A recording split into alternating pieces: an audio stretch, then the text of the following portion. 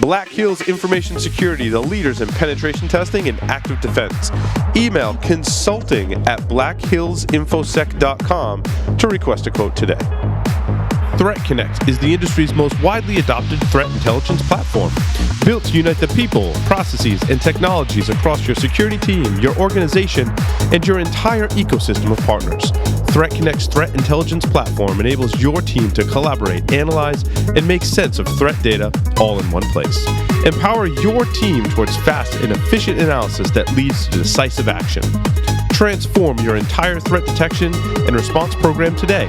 Claim your free account at threatconnect.com/Security Weekly. Welcome back, everyone, to Security Weekly. This is our technical segment titled How to Build a PfSense Firewall, Part 1, the hardware. That's right, I embarked on this journey for your home or small office even. Everyone needs a firewall. Well, I suppose you don't need one, but you probably should have one, right? Because you can't really put that in the cloud. There are next generation firewalls that operate and talk to the cloud, but you need a firewall, right? At your home or small office. Mm-hmm. And depending on the size of your home or small office, it could be multifunction. Absolutely. To a point, because remember the old adage. That's right. Don't put all your eggs in one basket. Servers serve, printers print, firewalls firewall, switches switch, not your server firewall switches and does. Right. Yeah. Exactly. It begs an interesting question of how much functionality you want to put on your firewall. Yep. There's a ton of advantages, right? VPN outbound filtering, IP address blacklist filtering. We're going to talk about all that stuff in upcoming technical segments. I'm playing around with a lot of that technology. You can buy commercial off-the-shelf hardware to do this. However, there's some issues with that, right? You can go to the UTM vendors. You can go even to Best Buy and buy home firewall, router, Wi-Fi access point, right? Obviously, those are pretty crappy. We've talked about it before, but you're probably listening to this show. You're probably a nerd who likes to tinker, and the off-the-shelf stuff doesn't give you the options to tinker with. This is a great learning experience from learning how to build and maintain your own Linux firewall. It teaches you a lot about networking, about hardware, about Linux, BSD, the whole thing. So you can go on that job interview and say, yes, I built my own firewall. Check. That's clout right there. That's important, absolutely. I think. What are the questions we ask? What's your lab look like? Yes, exactly. And if they say I built my own PfSense firewall, like that's, Oh, what platform do you use? Yeah, exactly. I just answered cyber to that. Yeah, Is that wrong? You can get a ton more speed and performance from a custom firewall, in my opinion, a lot of times for less money. I totally agree. The equivalent PfSense firewall, the closest equivalent was around $700. I built mine for $521, and I'll tell you about all the hardware that I built into it. And Paul, I'm going to counter with a little bit of mine because I just had to do the same. Well, you love doing this because you love to scan through your firewall. Nothing wrong with that. You love to conduct assessments and scanning through your firewall, and if you do that, it creates a lot of sessions. Yep. And small purpose-built hardware is not set up to handle all of those sessions. They will most likely catch fire. Yep. So remember those the you did it. You actually have done the same tech segment, but it was like on episode 300, I think. Right. Remember the ALEX 2D3 that we used to use? I used to scan through that and found out very much that the sessions were limited and would crash that. Because CPU. I mean, it's really CPU. In my case, it was memory. Or memory, CPU and memory. CPU, memory, you name it. CPU, memory. And I replaced just really CPU and memory, the two limiting factors there. And I replaced those with some 1U boxes, which are really loud. And then we replaced them with my stuff. So right. When you talk about your stuff, I want to counter with mine. Yeah. So I mean, first, if I built my own, and you built your own as well. I used a website, and I didn't use it to its full capability, but I used it to find the right parts that fit together. And it's called PCPartPicker.com. Nice. Or is it Parts Picker? It might be wrong on the show. PCPartPicker.com. You can go there. You can say, this is the CPU I want to use, and it'll only show you motherboard. Now, it's not Nice. full comprehensive. Again, Sure. They claim. I mean, you can use this site to do your whole build, and it'll order it from multiple places and find you the cheapest prices, and you can tell it whether or not you want mail-in rebates or not, which makes a difference. Yep. If you don't want to do the mail-in rebate thing. So I use this as a guide. Go ahead, Joe. Quick question, Paul. Were you going for, and because you mentioned PC Part Picker, I want to ask this question. Were you going for small footprint, fanless kind of entity? No, or that's a great. You're looking at a full server kind Great of question. I wanted my firewall, this instance of my firewall, because I've had so many embedded systems, I'm like, you know what? I want a real PC. I don't want fanless. I put tons of fans in it. I want something that is a full system so that I'm not limited on what I can do with it. Really, Okay, by so CPU. your capability then, just sort of stating the obvious, but it may not be so obvious for some people, is way beyond just simple firewalling. I mean, you could do a lot more with this box. Absolutely. Your firewalling is kind of your 101 functionality that you want to start In fact, Joff, when all said and done, and I'll give everyone the specs, don't worry. When I put this firewall in, when I check the CPU usage, it's 0% all the time. Yeah. Right. Which, I don't know, it makes me feel comfortable that I know that that's not the limiting factor Right. in my internet Right. speed, right? And Paul, to Joff, to answer your question from my side, not to. Well, you did your own. What we yeah, found out before so- the shows, Larry did his own build. Yep. And it took a slightly different approach. Yep. It went fanless. I did a full PC but fanless. Mini PC. nice. Mini PC. Okay, So not quite Alex style, but Right. not quite full desktop PC. Right. Yeah, you were somewhere in between the embedded system and the one that I. So the one. So here, a lot of times when you build a firewall, right, there's some things you want to keep in mind. Low power consumption is key, which is why I went i5 and not i7. i3 just wasn't powerful enough for me, I thought. Solid networking cards, right, not what's built into the motherboard. I found some great Intel NICs for. Crap, are they not in here? Oh, I didn't put the NICs in there. When you use your love to- resource, when you used your resource, I also had a resource. It's called FNG Tyler Robinson. Yeah. There you go. So solid network. I bought Intel networking cards. So I was building this on PfSense, was what I was using for an operating system. So I went, they support the same cards as FreeBSD. It's the same driver stack. So I painstakingly went through all of the model numbers of chipsets of Intel cards that are supported. I ended up finding gigabit Intel networking cards on Amazon for $31 on Prime. I bought 2 of those. That's fantastic. And so they're single, one Ethernet port. You can get quad cards too. They're supported, so they're more expensive. But I find $31 Intel cards, and that's what I use. I didn't want to use what was on the motherboard because that can be kind of shady. And Hey, of course, so I've noticed with quad cards in the past, Paul, and again, this is another question. The vendors tend to oversubscribe them. With a quad card. Yes. Did you actually dive into that a little bit? No, when we did the book on Linksys WT54G routers, we realized after analyzing the hardware, Joff, that they were doing exactly that. There's basically one Ethernet processor, one networking processor, and then the 4 ports that you get off of it are essentially a hub. Actually, the 5 ports, WAN and LAN, are essentially a hub that's controlled so with it's VLANs. not a good, and my conclusion for that is just not a good approach. Yeah. Exactly. Now things have changed since then, and they may actually be switched between the two. Some model routers that we looked into after we wrote the book were like, oh, there's 2 networking processors. You know, the internal is still 4 on a hub kind of thing, but there's one separate for WAN, one separate for LAN, and those have better performance. Like I said, when I did this one, I have dedicated gigabit PCIe NICs that are installed in the board, which again, I mean, my throughput is ridiculous. I mean, I have 70 meg down, 30 meg up at home. It's way overkill for my for my internet connection. But I wanted to have breathing room, so I mean, you're going to see follow-on segments to this. I don't remember what I don't have it in this laptop, but there is a automatic blocking package that you can get with PfSense to automatically block things. It ties into DNS. It also does IP blocking. There's VPNs that you can put on this firewall. I wanted to analyze the logs right on the firewall, so I put a 250 gig SSD, solid state drive in it, so I can log as much as I want and go through the logs. I can use it as an SSH jump off, so I don't have to worry about overwhelming my firewall, which is why I did. And price-wise, $500 isn't bad. I mean, you see some of the higher-end firewalls reaching that point. And again, the one from PfSense that's similar to what I built is around $700. It has more NICs than I do, but again, I can add NICs for $30. So I added a ton of cooling. Again, I didn't go fanless, and I knew that this system was going to be running all the time. Now, it's in a separate closet, so noise wasn't too much of a factor. And I added tons and tons of fans.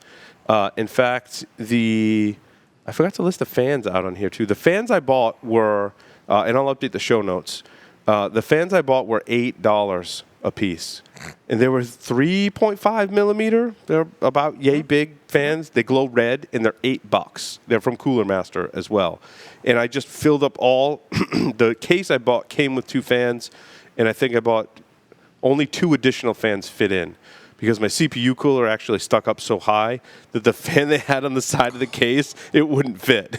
So, yeah, I guess I could have put that on the other side of the CPU cooler that I bought, which was only $29.95 for a CPU cooler with a 120 millimeter fan, which is the other fans in the case, same size, $29.95. So cooling is important. I wanted this to be, even though the CPU is not being taxed right now, I wanted it to be very cool. So I did an i5 with the 1156 chipset. Okay. Which generation i5? It's one of the early ones. It's not so a like- super fast. so like it doesn't have a graphics processor on it, so I had to add a graphics card just So like a in Gen 1 or a case. Gen 2? Yeah. So it's also known as a socket H. It's incompatible with LGA 1155. These were designed to replace the 775 using the front side bus. Yay, Wikipedia. Yeah, Right. PCI Express 2.0.16.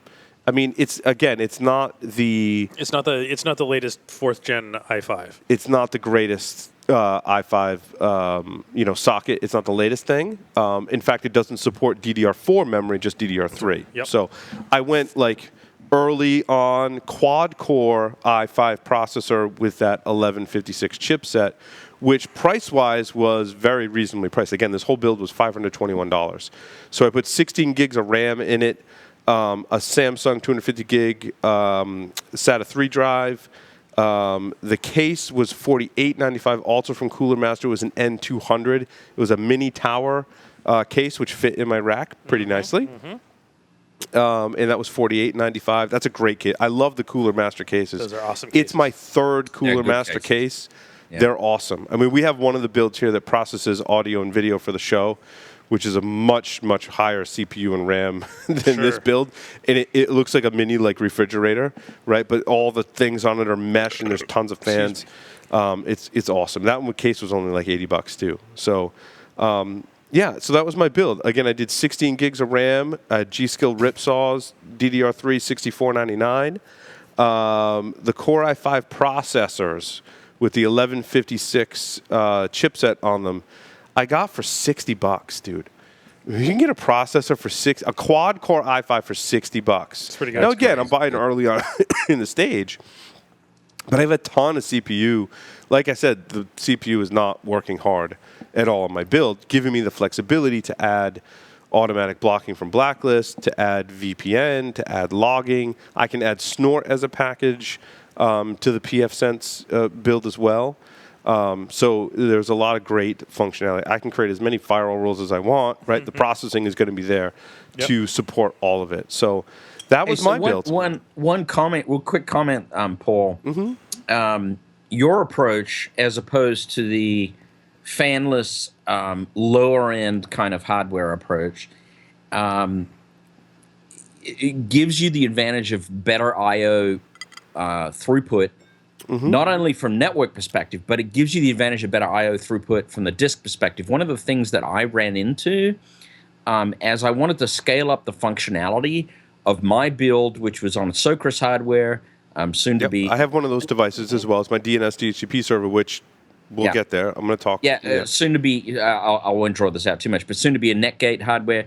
but the SATA I/O on the disk bus is very, very limited, and that was disappointing. And if you try to run something like a web proxy, you're going to suddenly go, "Oh, I really wish I had some real hardware." Right? Yeah, I did a 600-watt power supply, which is probably even still a little overkill. But if I want to add anything to this, I'm not going to have to worry about the power supply. The power supply was an EVGA from Amazon. It was $49.99 for that. Oh, and my fans were $7 a piece. 120 millimeter red LED from Cooler Master are $7 a piece. Talk about a bargain there. Let me see if I can. Oh, can I mention one thing, Paul? Yes, Not that I please want do. to advertise necessarily for a company, but I won't mention the company specifically. But when I was looking for fans recently, and noise was my criteria, keeping them as low noise as possible. There are a number of companies, Germany and Austria, that are doing some really interesting things with low noise fans. And I did find one that was kind of cool. So, no pun intended, but there was a very low noise fan. So, I just wanted to mention that there are some other sources of fans, but you will pay more for if DBM noise output is your requirement. You'll pay a lot. So I did the Intel EXP i931CT gigabit PCIe desktop adapters. They are $29.95 on Amazon, and they are gigabit interfaces, which is just awesome. I mean, I only have 2 PCIe slots on the board, so I'd have to go to the other slots to fill those up. But again, we can get the quad core, and Geoff, of course, brings up the the caveat on that as well. So overall, I'm really happy with the build. It went together great, and my motherboard. What was my motherboard? Did I put that in the show notes? I'll make sure the show notes are all. Oh, my motherboard was the Asus P7H55. Oh, the whole reason, it's a funny story. The whole reason why I got started on this build was because, and these are out of stock now. Hold on, I got to tell you the story because it's hilarious. Oh, this was on Newegg. I got to go to my order history here. I ordered these motherboards, and I thought I was ordering one, but it was really 2. What? It was really 2. They gave you 2 motherboards? No. I didn't realize it was a 2-pack of refurbished Asus motherboards. And so you were like, I'm going to use this for something else. Yeah, and no, it's not giving me a price because it was out of stock. I put the price in it. So they ended up being $60 a piece for these motherboards. So when I got all the stuff in, I'm like, why is there 2? I'm like, did I order 2 by accident? I went back I'm like, oh, no, the thing I ordered for $120 gave me 2 motherboards. And I'm like, I got this extra memory sitting around that I actually used for the other build that I actually built a Bro sensor for the studio, which we'll learn more about that in future tech segments. I did a lot of these tech segment things that were going to come up on upcoming shows. So I was like, I need to build something else now. I got a motherboard. I got the RAM. I'm like, the processors I found on Amazon were only $50, $60 a piece. I think the original one I got was $50 a piece. This one I found for $60. I'm like, I can build a whole new computer. I'm going to build a new firewall for home. And the famous quote to the wife is, I'm like, aren't you excited? I'm like, I built a new firewall for the house. And she's like, no, should I be? And I'm like, yeah, you should be. Here, feed the baby. That's funny. That's a funny thing with our spouses, right? I come running out of the office like, hey, I just found a 0-day. You should give me some sort of reward, right? I mean, they're like, yeah, that's nice. I am the coolest, meanest motherfucker ever. And they're like, that's nice. Can you take the trash out now? Hey, your daughter has a poop. Go change the diaper, right? Mm-hmm. Yeah. Oh, I don't have to do with that. So Larry, you did a build. Yes, so really I did a build, and I had to build. do 2 of them. So I had to think about some cost here. But I did the ASRock J1900 D2Y mini ITX server motherboard, which came with the processor. It's a quad-core Intel Atom? processor. Is it an Atom? It is Celeron, you said. It's the Celeron variety, I'm guessing. It's the Intel J1900 at 2 gigahertz. Does DDR3 memory and has single PCI Express 2.0, 2 SATA at 3 gig, onboard video, and has Intel i210 chipsets, 2 of them, 2 ports for up to gigabit, and does USB 2 and USB 3. Nice. So all of the PfSense is running off of a 64 gig USB 3 drive, which I don't think I have properly formatted to use all of that space. So I have 64 gigs of space. So you had to buy a case. And I bought a Habe EMC 800BL, but they're out of stock and unavailable, so I could only get one of them from Newegg, and I had to get the other one from eBay. Yeah, okay. And that Do you comes need a with a power CPU supply. cooler or not? No CPU cooler, completely fanless. Completely fanless. So the motherboard, the USB thumb Processor, drive, and it came with RAM? Or you had to Processor order came with RAM? it. I had RAM on hand. DDR3 133 megahertz from when I upgraded memory. Is in it my 8 or Mac. does it support 8 or 16? It supports up to 16. Okay. And they happen to have 4 currently because I had 4 2 gig modules from doing RAM upgrades and Macs and that type So of it has stuff. 4 DDR3 slots in it? It has 2 DDR3 slots. Okay. Supporting up to 8 gigs each. I only have 2 2 gig modules in there currently in each one. And what's the footprint of the case, Larry? I think I missed that. Is it a mini? Mini ITX. Okay. And the case came with its own power supply. Really? Fanless. Because That's a really good deal. I built 2 of them for just under $500. It was about $475. Okay, so you're a little under my cost because a lot of that stuff was bundled in. Yep. But the advantage of yours, Larry, is it's much lower power and it's fanless. It's fanless. It's going to be much quieter. Yep. So, but See, I didn't have to worry about sound because mine's in a closet. Right. But to give you an idea, I am IPsec VPN home to the box to check load average right now, and it's at 0. Yeah. With 4% memory usage. Nice. So Fabulous. Yeah. And I'm on the VPN. I'm on IPsec VPN, and all my traffic is going across that currently. That's awesome. So you're doing a VPN on it. Yeah, I'm going to cover the VPN Yep. as well. That's great. Yeah. So you can build a firewall for around, what did you say yours was? Mine was about $230, $250 by the time we're done. Including the RAM. Well, you had the RAM, though. I had the RAM, but what's 4 gigs of RAM nowadays and 2 Yeah, gig probably sticks? $35 or 30, something. 30. Yeah. I always like to say that if you add up our labor, and that's significant, and the hardware cost, it's really about $1,000 box because you're gonna chuck through a few hours into it. Yep. To actually stand it up and get the software. I will say builds mine was never go smoothly the first time. Mine was really easy. The hardest part was taking screws out of a case, putting a motherboard in, and plugging in the power supply and memory, and that was it. Because the processor was already mounted. Yep. And you didn't have to worry about mounting a CPU cooler, which we found after the third attempt went successful. It's not Nothing like practice to make perfect. the instructions just sucked. That was my only really complaint, but we figured it out. Tyler in the studio helped me build it, and we figured it out eventually. But it wasn't straightforward to mount some of that stuff. And you did a USB drive. Yep. So you have USB. solid state. Yep. And it's USB 2. So the drive is USB 3, but You had to plug it into a USB 2 drive to get the boot. But I wanted it to be internal. So there's a internal USB port, and there's 2 external. But I wanted the USB drive to be internal, and it's USB 2 on the inside. Wait, is that there's no SATA port on this board? There is. You're just not using it, or No, I'm not using it. Okay. Because one, the drive would have been warmer, and I might have needed to cool it, and the 64 gig USB 3 SanDisk teeny tiny size of the USB port drives were $16. And that's getting cheaper than enough an SSD. So you came in getting lower. enough throughput Yes. out of the USB? You Yeah. came in lower priced, and I think you have pretty similar throughput. I mean, Yep. mine has a lot more processor Sure. and RAM, but for all intents and purposes, you could use Larry's build, and you probably never most people wouldn't push their firewall beyond that. And you were roughly half? Roughly a little half, more than yep. half. A little more than half. Yep.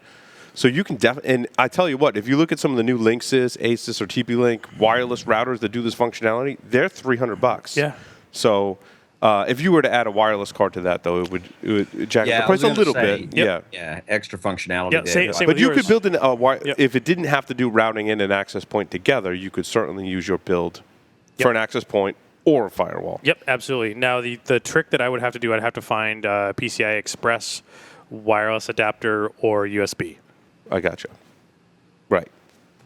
Well, you'd probably USB be right. is fairly trivial. to Yeah, find, yep. so. And the other one that it does have is it does have a third network port, but I don't know if you can convert that to use for something like a DMZ. Yeah. It says that it's specifically for IPMI 2.0 and KVM. Are you running PfSense? Yes. Okay. Yep. So we did the same operating system. Yep. Well, that's awesome. Well, that concludes our technical segment for this evening. Find out more about what we're doing with our firewalls in future technical segments. Hell yeah. And I use some for wireless and all that good stuff, and we should talk about some We'll talk of about that too. Stay tuned. Security news coming up next. Woo!